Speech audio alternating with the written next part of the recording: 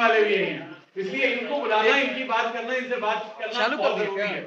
दूसरी एक शिकायत ये थी कि आपने राकेश सिन्हा साहब को क्यों बुला लिया। अरे भाई, राकेश सिन्हा को नहीं बुलाऊंगा मैं तो किस तरह से मैं इस देश की जो सबसे बड़ी जमात है, जो सबसे बड़ी इस वक्त पावर में है पिछले 12 साल से, उसकी आवाज जो है वो महत्वपूर्ण है, बहुत जरूरी है। और मैंने कोशिश ये की कि कांग्रेस भी रहे यहाँ पे आरजेडी भी रहे, यहाँ पे समाजवादी भी रहे, यहाँ पे बीजेपी भी रहे, और आगे भी जो हमारे प्रोग्राम होंगे उसमें मैं आपको यकीन दिलाता हूं कि डाइवर्स ओपिनियन के लोगों को हम बुलाएंगे जो आपस में सहमत ना हो, लेकिन इस प्लेटफॉर्म पे आके ईमानदारी से वो बात भी करेंगे।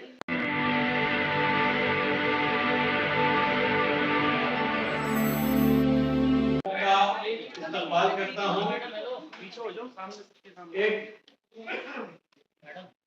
बुरी खबर भी है आज कि हमारे जो सदारत करने वाले थे एस भाई कुरैशी साहब, साबिक चीफ इलेक्शन कमिश्नर, उनके घर में एक ऐसा हादसा हो गया है, उनकी बेगम नहीं रही है और अभी शाम में जबकि वो रास्ते में थे यहाँ पहुंचने के लिए उन्हें वापस जाना पड़ा। तो वो एक ऐसा अफसोसनाक, उनके लिए हम ताज़ियत करते हैं, उनके लिए दुआ खैर करते हैं।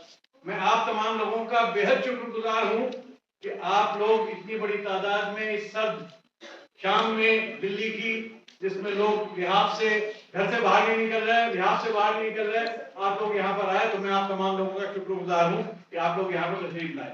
और मैं, हमारे अदीब साहब लखनऊ से आ रहे हैं, फ्लाइट उनकी लेट हो गई थी तो एयरपोर्ट से वो सीधे यहाँ पहुँचने की कोशिश करेंगे।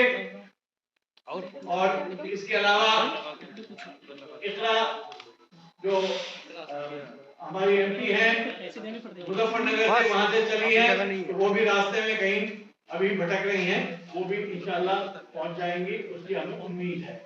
लेकिन सबसे बड़ी चीज ये है कि ये जो आज हमने, पहले तो मैं आपको नई दुनिया नेशनल फोरम के बारे में बता।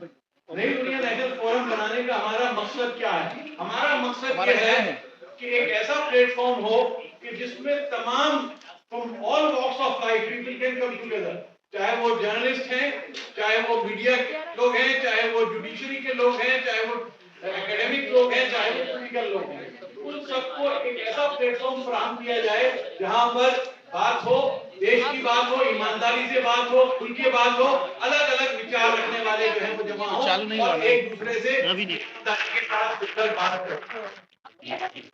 कुछ लोगों को तकलीफ थी, दो तकलीफें थी, लेकिन वो हमेशा होती है तकलीफें। एक तो ये आपने सियासतदान जमा कर लिए, भाई सियासतदान नहीं आएंगे तो मुल्क को बिगाड़ने वाले भी यही हैं, बनाने वाले भी यही हैं, इसलिए इनको बुलाना, इनकी बात करना, इनसे बात करना बहुत जरूरी है।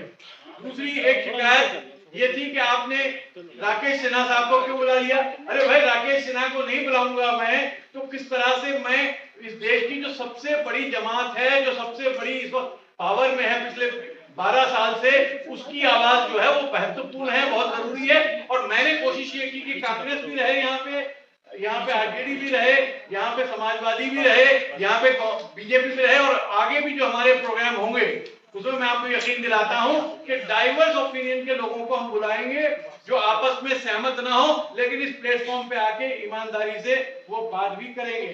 कि लोग ये कह रहे थे कि आप कहाँ जा रहे हैं, ये किन लोगों, इसमें तो सारे एक तरफ के लोग जमा है, आप वहां क्यों जा रहे हैं, तो इनको भी गाली पड़ रही थी। लेकिन खुशी की बात यह है कि हम लोग मिलके जब तक बात नहीं करेंगे तब तक हम आगे नहीं बढ़ेंगे। हम कोई अछूत, ना ये अछूत है ना हम अछूत हैं, ना हम बाहर के हैं ना ये बाहर के हैं, हम सब एक मुल्क के, एक नेशन के ऐसा हिस्सा है कि जिसको मिलकर मसाइल को हल करना है, चैलेंजेस का सामना करना है और देश को आगे लेकर चलना है। तो इसलिए हमारा जो फोरम है वो इसको लेकर चलेगा। अब एक तीसरी बात यह कि यह सवाल था कि क्यों आपने ये टॉपिक रखा, मुसलमानों का भविष्य, आज के भारत में मुसलमानों का भविष्य, ये सवाल आपने क्यों रखा। तो मैं एक बात बताऊं आपको कि 1988 में वीपी सिंह जी ने बनाया जन मोर्चा और वो मेरे पास आए, मेरे घर पे, और मैंने उनसे एक बात पूछी कि वीपी सिंह जी ये बताइए कि आप आने वाले हिंदुस्तान में मुसलमान को कहां देखते हैं? एक फंडामेंटल क्वेश्चन था कि where do you see Muslim in the future of India? तो उन्होंने बड़ा राजनीतिक जवाब दिया कि कहां देखते हैं? हम अपने दिल में देखते हैं, हम अपने कलेजे में देखते हैं, हमारे जिगर में देखते हैं। तो मुझे बड़ी तकलीफ हुई। मैंने कहा कि ये जो है, ये नेताओं वाला, ये पब्लिक की भीड़ में लोगों को बेवकूफ बनाने वाला जवाब है। लेकिन ये सवाल मैं आज नहीं पूछा, आप कहेंगे कि आज पूछ रहे हैं हम 2014 के बाद। ये मैंने वीपी सिंह से भी पूछा था, और जिस नेता का इंटरव्यू करने गया हूं मैंने उससे ये पूछा है। मोदी जी का भी जब इंटरव्यू किया था, जब इंदिरा गांधी का इंटरव्यू किया था, तो मैंने यही सवाल पूछा था कि आप how do you look at Indian Muslims and their what role can they play in making this nation great? आप कहां देखते हैं, कैसे देखते हैं, मेन स्ट्रीम में कैसे उसको लाके उसका योगदान आप देखते हैं? तो ये सवाल मैंने पहले ही पूछा था, आज भी पूछ रहा हूं। इसलिए पूछ रहा हूं कि इस पे बहुत से क्वेश्चन मार्क लग रहे हैं, प्रश्न चिन्ह आज लग रहे हैं कि क्या है मुसलमानों का भविष्य। और मैं ये समझता हूं कि मुसलमान का भविष्य तो पूरी तरह से महफूज है इस मुल्क के अंदर। इस मुल्क की जान है, इस मुल्क की जिंदगी है। मुसलमान इस मुल्क में इतना है कि अगर जर्मनी और फ्रांस की आबादी को मिला दिया जाए तो सिर्फ मुसलमान की आबादी उस दोनों मुल्कों की आबादी से ज्यादा हो।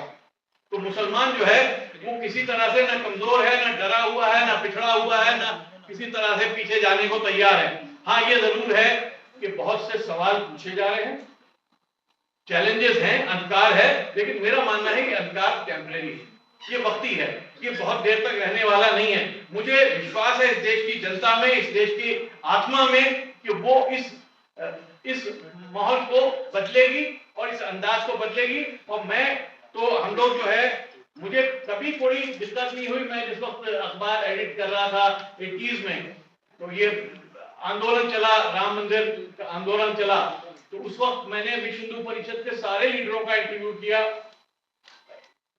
दाऊदयाल खन्ना, अशोक सिंघल, कोई लीडर ऐसा नहीं था जिसका मैंने इंटरव्यू नहीं किया, जिससे मिला नहीं, जिससे बात नहीं की। तो मेरा मानना यह है कि जिससे आपका विरोध है उससे बात करना ज्यादा जरूरी है बनिस्बत उसके कि जिससे आपकी सहमति है। क्योंकि सहमति वाले से बात करना तो पहले से तय है कि उसने क्या कहना है, आपने क्या कहना है, एक दूसरे को बैठकर खुश हो लो कि आप भी सहमत हो, मैं भी सहमत हूं। असल सवाल यह है कि जिससे असहमति है, क्यों असहमति है, क्यों झगड़ा है, क्यों इख्तलाफ है, क्यों दर्द है, क्या तकलीफ है? उसके भी कोई तकलीफ होगी, आपके भी कोई तकलीफ होगी। अपनी तकलीफ उसे बताइए, उसकी जानिए। क्योंकि बहरहाल आखिरकार हमें इसी मुल्क में रहना है, कोई ना इस मुल्क से निकाल सकता, ना हम निकलने वाले हैं। और इस मुल्क के इसको बनाने में हमारा रोल रहेगा, उसको कोई रोक नहीं सकता। इस सोच के साथ हमने इसको किया है। और ये पहला सेमिनार है हमारा। ये मैंने 1980s में बनाया था, न्यू दुनिया नेशनल फोरम। उस वक्त बहुत से सेमिनार किए थे, उसमें बहुत लीडर्स को हमने उस वक्त बुलाया। लेकिन अब जो है इसको हमने रिवाइव किया है, ये पहला सेमिनार है। इसके बाद हमने अभी से तय कर लिया है 22 फरवरी को हम एक सेमिनार कर रहे हैं एजुकेशन पे। और इस एक बर्निंग सवाल पे कर रहे हैं कि why hate has entered educational institutions. Discrimination and hate has entered, and how to resolve it, how to fight it. क्योंकि वो खतरा सिर्फ एक कौम के बच्चों को नहीं है, पूरे मुल्क के लिए। अगर एजुकेशन में जब हेट्रेड और डिस्क्रिमिनेशन आ जाता है तो पूरे देश का खतरे में पड़ जाता है भविष्य। तो उसके ऊपर हमने 22 फरवरी को सेमिनार कर रहे हैं। उस बाद 19 अप्रैल को हम एक और बड़ा सेमिनार करने वाले हैं कि जिसमें हम मीडिया को बुलाएंगे कि role of media in making inclusive India.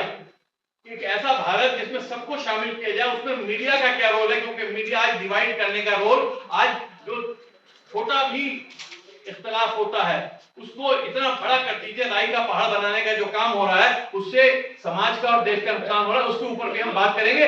उसमें मीडिया की भी दिक्कतें हैं, मीडिया का भी रोल है, उसके ऊपर हम बात करेंगे। तो मेरा कहने का मकसद ये है कि अभी से आप लोग तैयारी कर लीजिए। ये आप आज आए हैं, आपको बार बार आना पड़ेगा। आप अगर आपको लगता है कि हमारा काम बहुजन समाज के लिए महत्वपूर्ण है, तो आप हमें आर्थिक सहयोग के लिए सीन दिखाए गए QR कोड स्कैन और फोन पे और गूगल पे और UPI और बैंक अकाउंट में कर सकते हैं। फोन पे, गूगल पे 9250529129, UPI 9250529129@YBL। Bank account state bank of India AC 104299462008 IFSC code SBIN 00066563। आपका छोटा से छोटा सहयोग समाज और हमें और मजबूत करेगा, जिससे हमें बहुजन पत्रकारिता में और निष्पक्ष बनाने में मजबूत करेगा। जय भीम, जय भारत।